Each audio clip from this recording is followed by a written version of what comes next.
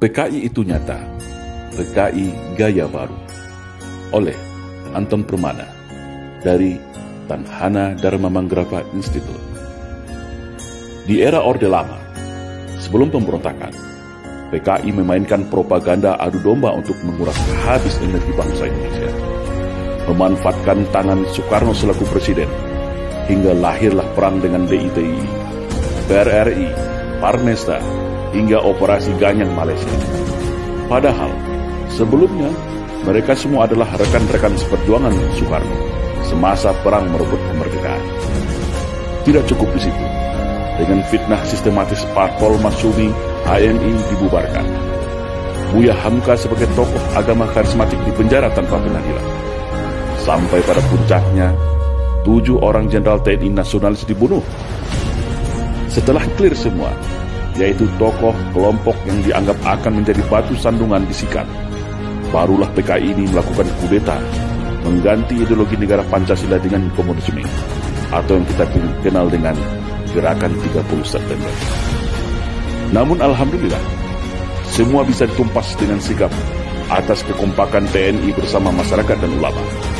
Rakyat bersama TNI, ulama, kiai, santri, GP Ansor, PII, dan para pemuda mahasiswa nasionalis baik dari kami dan KAPI bersama-sama bahu-membahu menumpas PKI dimanapun mereka saat itu berada. Namun hari ini mereka bangkit kembali dan sudah tampil di mana-mana, tentu dengan persiapan yang lebih matang. Kegagalan 1926, 1948, dan 1965 akan mereka balas tuntas saat ini.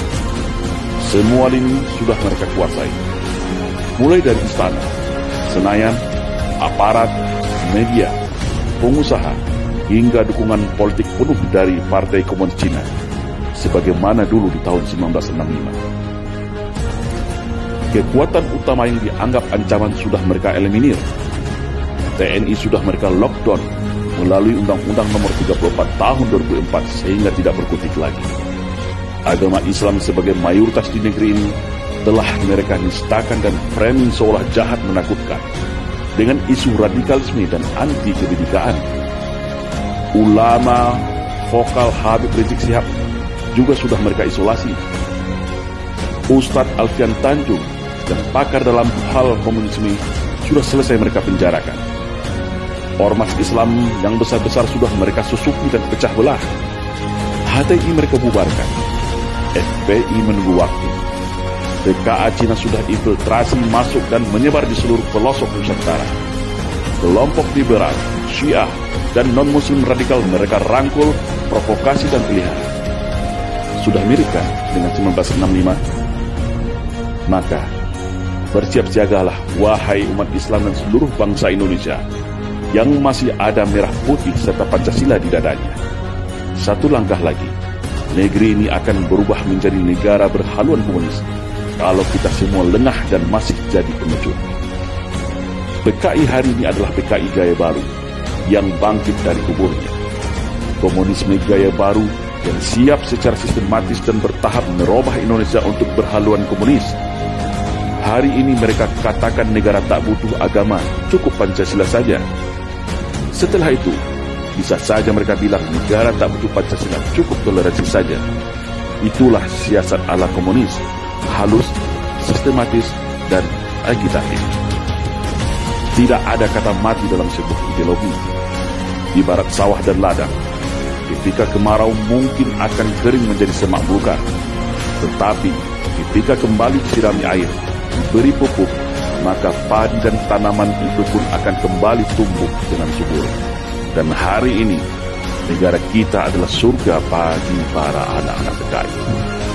Jangan lengah, tetap waspada. Perkuat ketaatan keimanan kita kepada Allah Subhanahu wa Ta'ala. Perkuat kerukunan dan persatuan antar sesama. Karena ajaran komunisme tidak akan bisa hidup kalau rakyat Indonesia dekat dengan agama. Komunisme akan mati kalau kita sesama anak bangsa hidup rukun, saling toleransi, berdamai, dan bersatu tanpa membedakan sara. Karena fitnah adalah senjatanya PKI. Adu domba dan hasut menghasut adalah pisaunya PKI. Berbohong, menipu, berkamuflase dan membolak-balikan fakta kebenaran adalah nafasnya PKI. Membenci agama dan berupaya menjadikan agama sebagai musuh negara adalah agenda utama PKI. Bersiap-siagalah wahai rakyat Indonesia. Mereka sudah ada di hadapan, di samping, di belakang, bahkan di sekeliling kita. Dan ingatlah, ketika ada yang mengatakan bahwa komunisme itu sudah mati dan tidak ada lagi, maka hati-hatilah, mereka itulah komunisme, atau minimal korban dari hasil cuci otak kader-kader komunis yang gemus dan oportunis. Waspada.